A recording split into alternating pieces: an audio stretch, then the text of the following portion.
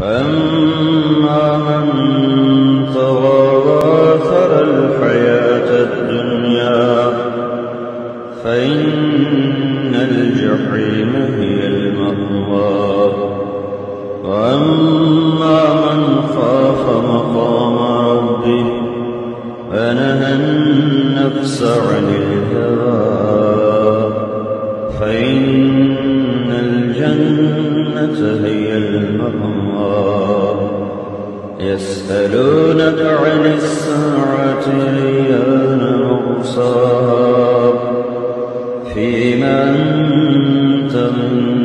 ذكراها إلى ربك منتهاها. إنما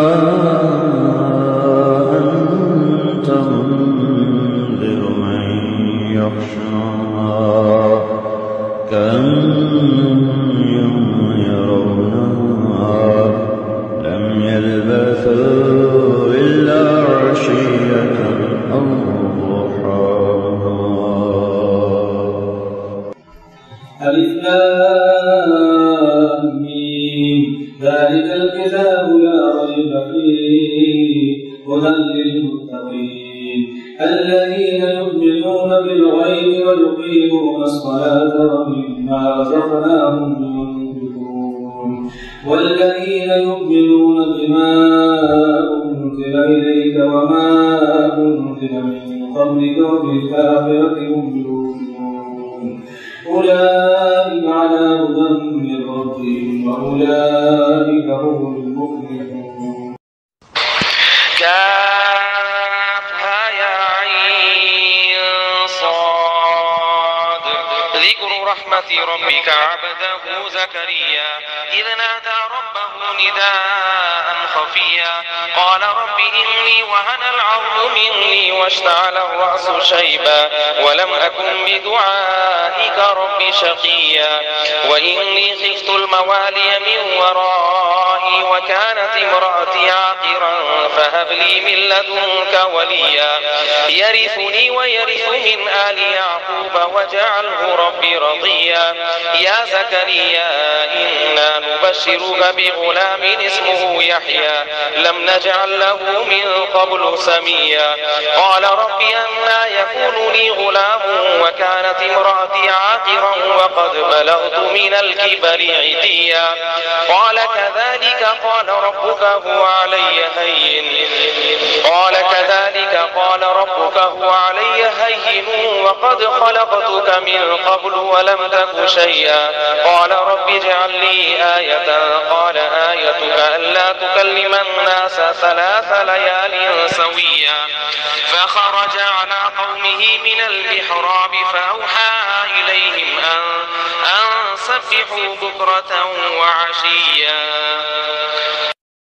يا يحيى خذ الكتاب بقوة وآتيناه الحكم صبيا وحنانا من لدنا وزكاة وكان تقيا وبرا بوالديه ولم يكن جبارا عصيا وسلام عليه يوم ولد ويوم يموت ويوم يبعث حيا واذكر في الكتاب مريم إذ انتبذت من أهلها مكانا شرقيا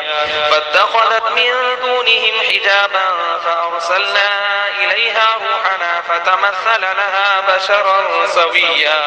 قالت إني أعوذ بالرحمن منك إن كنت تقيا قال إنما أنا رسول ربك لأهب لك غلاما زكيا قالت أنى يكون لي غلام ولم يمسسني بشر ولم أك بغيا قال كذلك قال ربك هو علي هين ولنجعله آية للناس ورحمة منا وكان أمرا مقضيا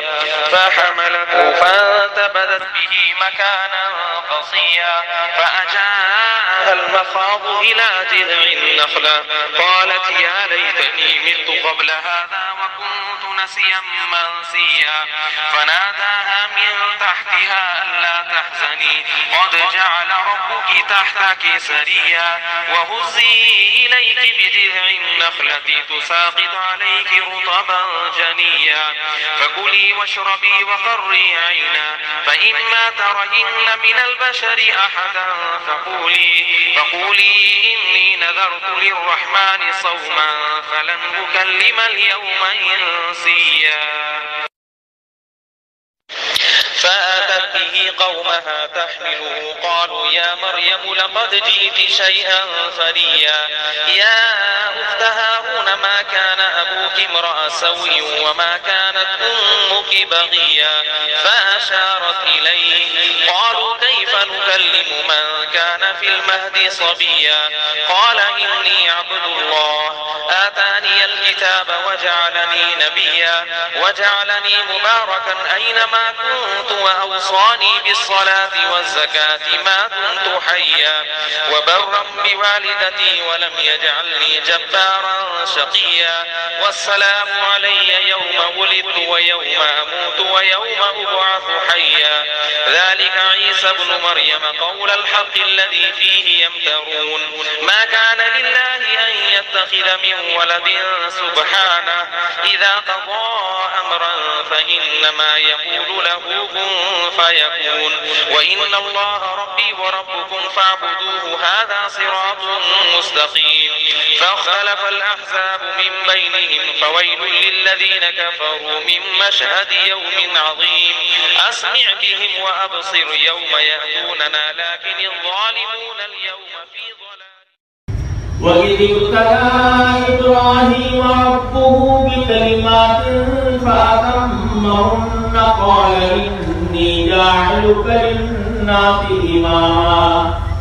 قال ومن ذريتي قال لا ينال عهد الظالمين وإذ جعلنا البيت مثابة للناس وأمنا واتخذوا من مقام إبراهيم مصلى وعهدنا إلى إبراهيم وإسماعيل أن طهرا بيتي للطائفين